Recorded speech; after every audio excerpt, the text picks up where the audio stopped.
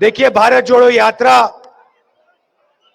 कन्याकुमारी से कश्मीर की यात्रा है। आज 65 दिन हो गए हम पैदल चल रहे हैं। 25 किलोमीटर हर रोज चलते हैं। दिन भर आपसे बातचीत होती है, किसानों से, मजदूरों से, छोटे दुकानदारों से, सबसे बातचीत होती है। 6-7 घंटे हम चलते हैं, 6-7 घंटे हम आपकी बात सुनते हैं और अंत में शाम को 15 मिनट, जैसे आज मैं कर रहा हूं, हम अपनी बात रखते हैं। यात्रा का लक्ष्य जो बीजेपी के लोगों ने, आरएसएस के लोगों ने हिंदुस्तान में नफरत, हिंसा और डर फैला रखा है, उसके खिलाफ आवाज उठाना, उसके खिलाफ खड़ा होना है। भाइयों और बहनों, इन सड़कों पे मुझसे हजारों युवा मिले हैं और उन सब से मैं पूछता हूं, क्या पढ़ रहे हो?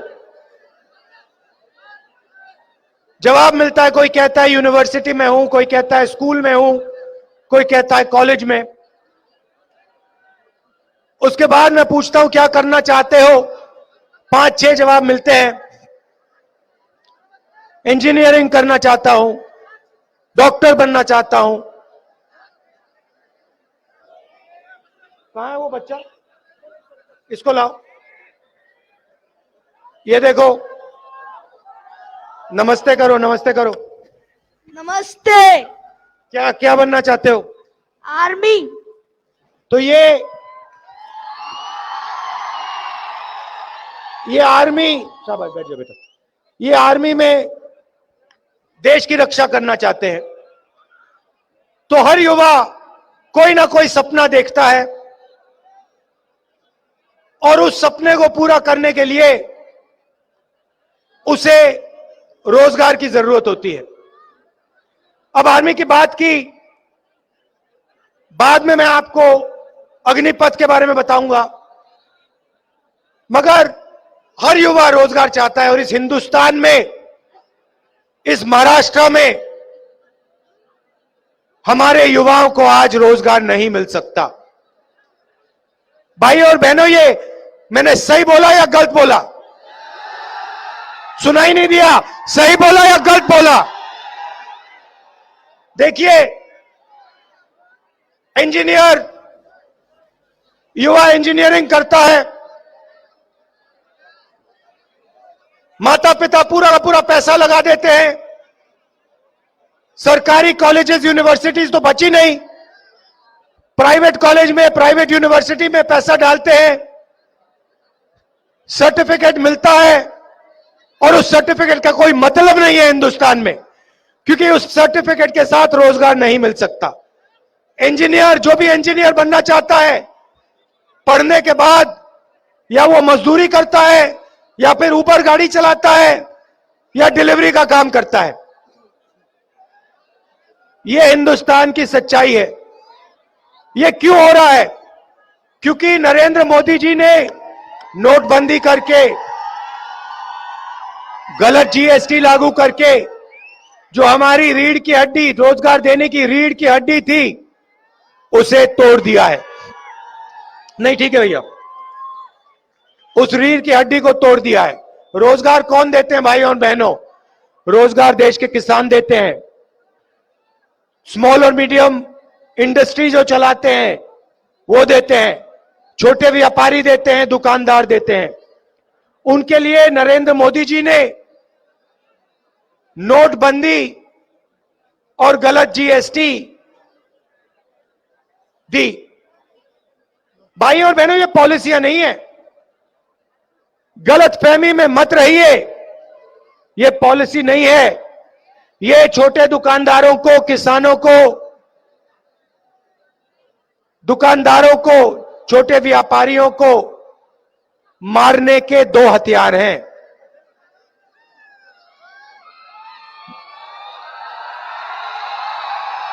इनको खत्म करने के दो हथियार हैं। नरेंद्र मोदी जी ने नोटबंदी करते हुए कहा था काला धन मिट जाएगा। अब देखो मिट गया, हो गया गायब? नहीं, मगर देश में लाखों छोटे बिजनेस, करोड़ों लोग बेरोजगार हो गए, लाखों छोटे बिजनेस बंद हो गए।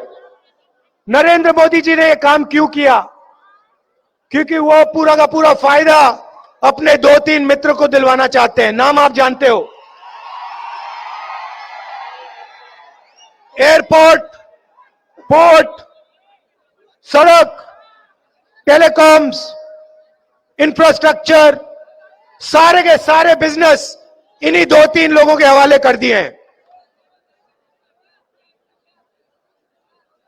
आपका स्कूल और कॉलेजेस को प्राइवेटाइज करके इनके हवाले कर दिया, अस्पतालों को प्राइवेटाइज करके इनके हवाले कर दिया। पहले पब्लिक सेक्टर हुआ करता था, बीएचईएल कंपनी है, ये आपकी पूंजी है। हिंदुस्तान की रेलवेज है, ये आपकी पूंजी है, ये आपका धन है। ये सब नरेंद्र मोदी जी इन्हीं 2-3 लोगों के हवाले कर रहे हैं। तो ये भी रास्ता जो आपका था रोजगार का, ये भी बंद हो गया। फायदा सिर्फ 2-3 लोगों को।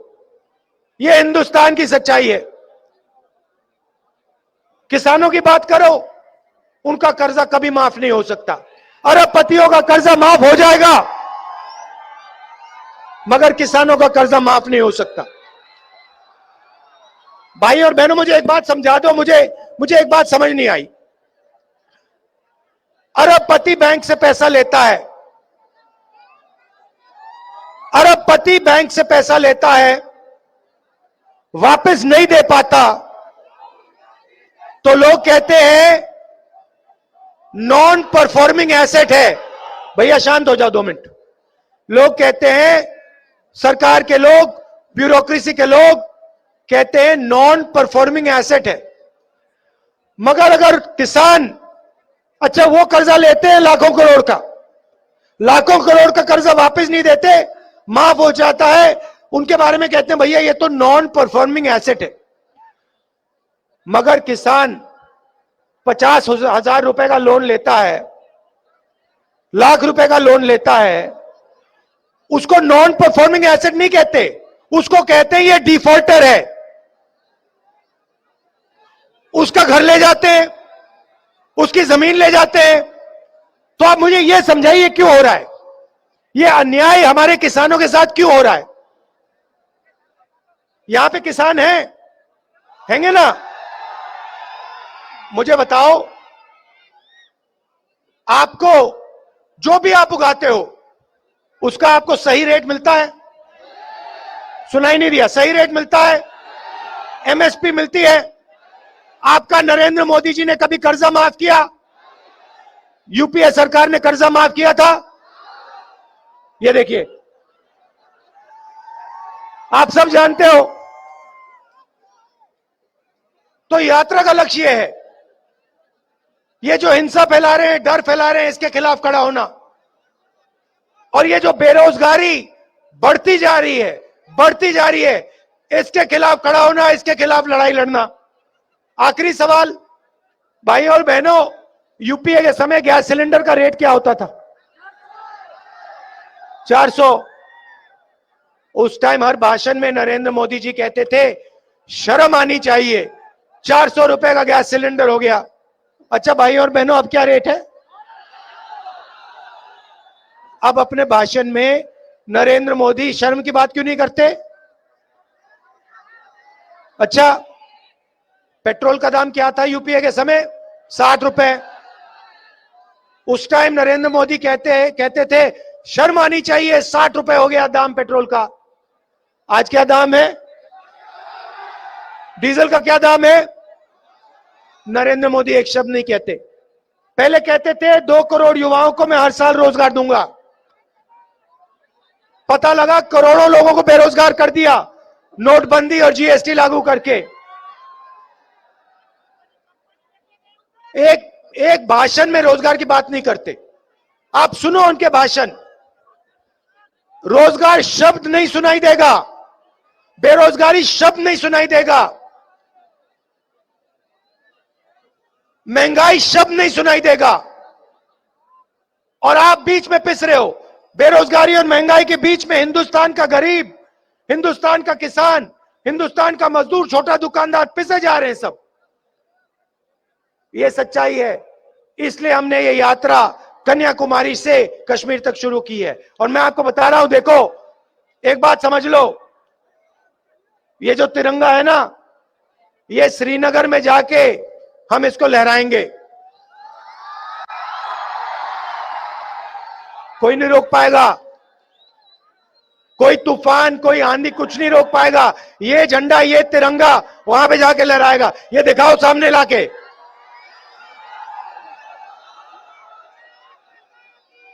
अब देखिए, अब आपने कहा भारत माता की जय, भारत माता की जय बोलो। अच्छा ये सब अच्छा भैया झंडे को आगे लाइए। ये देखिए, ये देश का झंडा है, इसको आप पहचानते हो? पहचानते हो ना? अब मुझे एक बात बताओ, अब सुनो, अगर देश को बांटा जाता है, दिनेश 2 मिनट ठहर जाओ, अगर देश को बांटा जाता है, देश में हिंसा फैलाई जाती है, देश में नफरत फैलाई जाती है, तो ये जो झंडा है, ये जो झंडे की सोच है, ये मजबूत होती है या कमजोर होती है? कमजोर। देश को बांटने से देश को फायदा नहीं होता है, देश को नुकसान होता है, 2-3 उद्योगपतियों को फायदा होता है। देश को जोड़ने से देश में अहिंसा फैलाने से, देश में भाईचारा फैलाने से इस झंडे को फायदा होता है। तो ये लोग कहते हैं हम देशभक्त हैं। ये कौन से देश के देशभक्त हैं जो हिंदुस्तान को बांटे जा रहे हैं?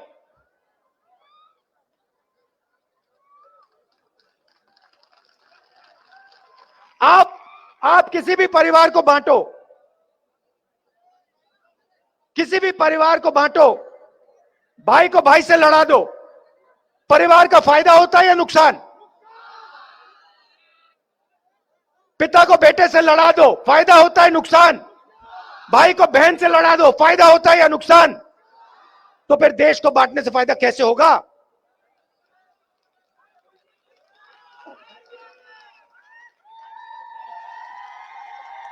तो इनकी पॉलिसियां जो हैं, आपको डराने की पॉलिसियां हैं।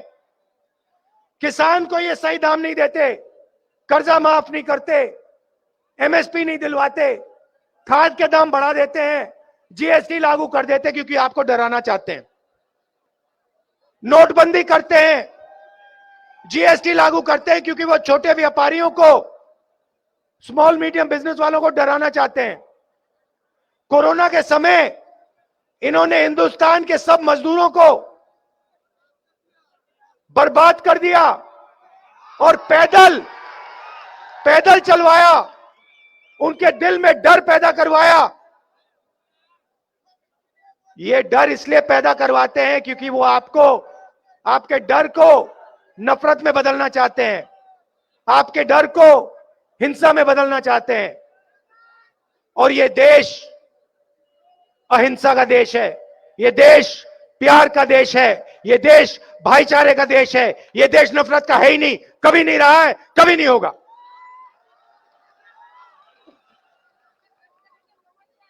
तो ये मेरा आपके लिए मैसेज था। आप हमें यात्रा में आपने पूरा का पूरा प्यार दिया, पूरा का पूरा आपने प्यार दे दिया, पूरा का पूरा भरोसा दे दिया, पूरा का पूरा सपोर्ट दे दिया। इसके लिए मैं आपको दिल से धन्यवाद करना चाहता हूं। देखिए 25 किलोमीटर चले हम आज, 25 किलोमीटर चलाओ, ये सब चले हैं। इनका चेहरा देख लो, ये थके हुए लग रहे हैं क्या? मैं थका हुआ लग रहा हूं क्या? ना। क्यों? क्योंकि हम अपनी शक्ति का प्रयोग नहीं कर रहे हैं, आपकी शक्ति का प्रयोग कर रहे हैं। आप हमारी मदद कर रहे हो, इसके लिए आप सबको दिल से धन्यवाद। नमस्कार, जय हिंद।